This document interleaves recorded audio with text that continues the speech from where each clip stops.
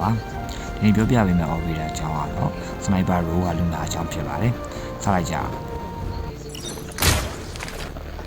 The arrow is an extension of my will.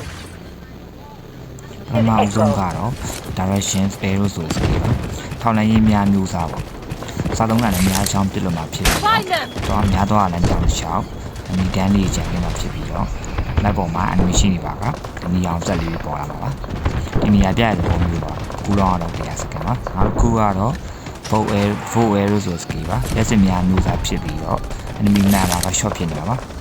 လက်တန်းတဲ့လူတွေသုံးတဲ့ skill ကိုပါတုံချောင်းပေးတယ်မှာဖြစ်ပြီးကူလောင်းတော့100စက္ကန့်နောက်တစ်ခုကတော့ G2 flag ကိုညဆို skill ပါ flag ဘုံမျိုးစားဖြစ်ပြီးတော့ guide တွေပေါက်ဝေးကိုပြစ်လို့မှာဖြစ်ပေါက်ဝေးပါခဏတာကန်းသွားပြီး damage ထိနေပါပါသုံးနေရင်တော့မိုက်ပါတယ်